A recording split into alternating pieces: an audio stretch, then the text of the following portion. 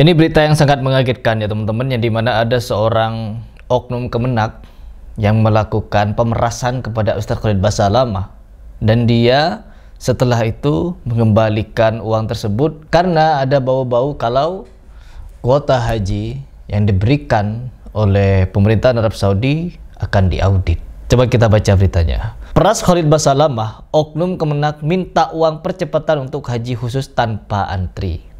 Luar biasa teman-teman. Dan coba kita dengarkan seperti apa penjelasan dari KPK. Oknum dari Kemenak ini kemudian menyampaikan, ini juga berangkat di tahun ini, tapi harus ada uang percepatan. Memberikanlah uang percepatan, kalau tidak salah itu 2.400 ya per kuota. 2.400 US ya, dolar seperti itu. Kan range-nya macam-macam, ada yang 2.400 sampai dengan 7.000 US dollar per kuota. Kemudian dikumpulkanlah uang itu sama Ustadz KB ini, kumpulkan, diserahkanlah kepada oknum. Mereka berangkat nih, tahun itu juga benar seperti yang dijelaskan oleh si oknum tersebut. Kemudian setelah pelaksanaan haji, ada pansus di DPR yang kemudian untuk melihat pembagian kuota haji ini. Karena ada ketakutan dari si oknum ini, kemudian dikembalikanlah uang itu yang tadi sudah diserahkan nih, sebagai uang percepatan itu, diserahkanlah kembali ke Ustadz Khalid Basalamah. Uang itulah yang kemudian dalam proses penyidikan itu penyidik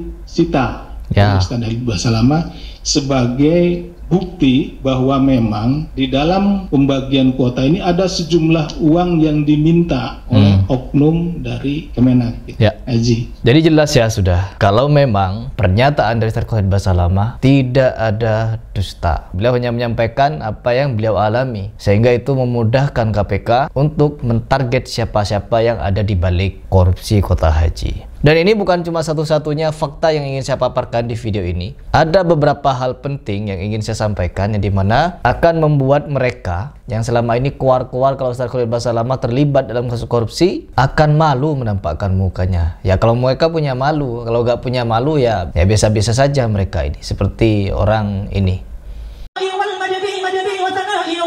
Ini siapa? Si Harry Pras. Ini orang lucu ya.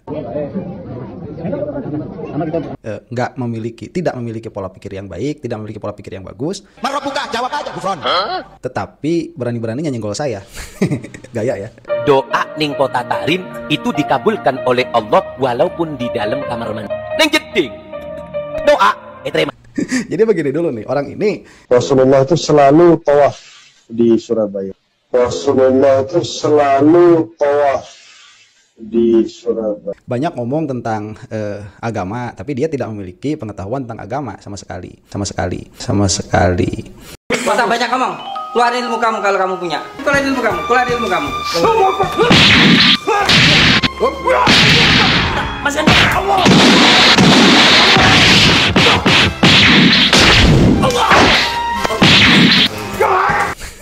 Gaya ya. Jadi Harry Pras tidak paham agama sama sekali. Jadi dia tahu teman-teman, kalau saya tidak paham agama sama sekali, Allah itu siapa saya tidak tahu, Nabi Muhammad itu siapa saya tidak tahu, Abu Bakar, Umar, Utsman, Ali itu mereka itu siapa saya tidak tahu, karena itu kan bagian dari agama. Cara sholat bagaimana, terus 5 waktu zuhur, asar, maghrib, isya, subuh, saya tidak tahu karena saya tidak tahu agama teman-teman. Sama sekali tidak tahu agama, kata akang-akang ini. Banyak ngomong tentang agama, tapi dia tidak memiliki pengetahuan tentang agama sama sekali. Jangankan saya, Ustadz Khalid Basalamah pun dia klaim, dia tuding tidak paham agama sama sekali. Saya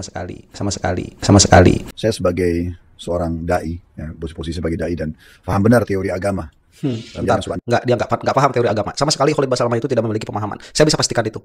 Masa banyak ngomong, keluarin ilmu kamu kalau kamu punya. Ya, fakta-fakta terbaru kasus dugaan korupsi kuota haji Kemenak dari CNN ya teman-teman. Jakarta, CNN Indonesia, Komisi Pemberantasan Korupsi masih melakukan pemeriksaan intensif terhadap sejumlah pihak dalam lanjutan kasus dugaan korupsi. Di sini ada beberapa nama yang disebut oleh pihak KPK yang dimana akan menjadi muara sepertinya. Ini akan menjadi muara kemana arah penetapan tersangka ini. Yang dimana ada beberapa nama di sini disebutkan oleh KPK, termasuk Direktur Jenderal Penyelenggara Haji dan Umroh PHU Hilman Latif.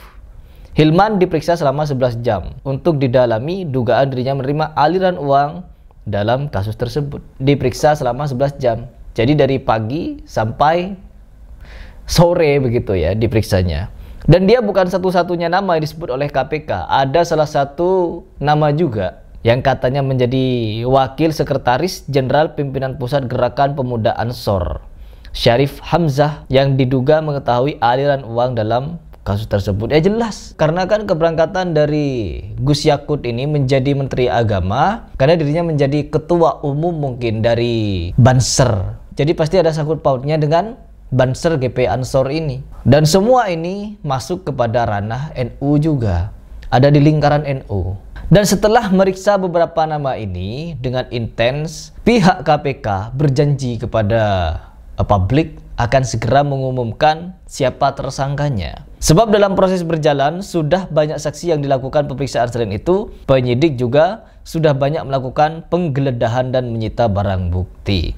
Nah, teman-teman, kalau kita berbicara masalah siapa yang akan menjadi tersangka, tentunya kita sebagai orang normal pada umumnya setelah melihat ada berbagai macam bukti, ada berbagai macam saksi, pemanggilan demi pemanggilan, lalu kurang apa lagi untuk menyatakan siapa tersangkanya. Apalagi sudah terlihat jelas kemana arah uangnya. Jadi yang teriak-teriak Ustaz Khalid, tangkap Ustaz Khalid dengan berbagai macam narasi Wahabi, NU.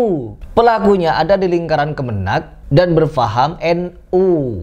Apa tidak malu kalian? Apakah tidak malu kalian ini? Gaya ya. Ya Allah, kalah malu sama Maeli. Kemarin ketika ada kasus demo sana, demo sini, jarah sana, jarah sini, bikin konten dirinya untuk membuat orang semakin kaget ya dengan edukasi-edukasi yang dia sampaikan. Orang yang teriak Wahabi, dikit-dikit demo. Kemana kalian ketika demo? Dikira demo itu pahlawan, dikira demo itu merusak fasilitas umum, melukai aparat, dan melakukan tindakan-tindakan kriminal lainnya itu pahlawan bagi kalian. Siapa yang membenarkan demo? Oh iya ada. Habib Fulan. Padahal ada Habib yang melotot-melotot matanya ketika majelisan itu melarang demo. Tapi ya sudahlah, orang kan dikit-dikit memang suka teriak Wahabi. Ini kekonyolan dari orang-orang yang sudah tidak punya argumen kemana mereka untuk membela kebobrokan fahamnya. Akhirnya apa ya dengan cara seperti itu. Jadi ketika kasus korupsi ini segera terungkap, dalangnya, koruptornya siapa, maka nanti kita lihat teman-teman. Namun tetap dugaan saya kemarin, Ustaz Khalid Basalamah bisa saja dijebak dan bisa saja memang namanya dipakai untuk membuat kasus ini tidak redup. Ya itu. Jadi menurut kalian kira-kira di sini siapa yang akan menjadi tersangka? Beberapa video saya sudah buat, tetap saya menanyakan siapa yang akan jadi tersangka. Coba kalian komentar di bawah.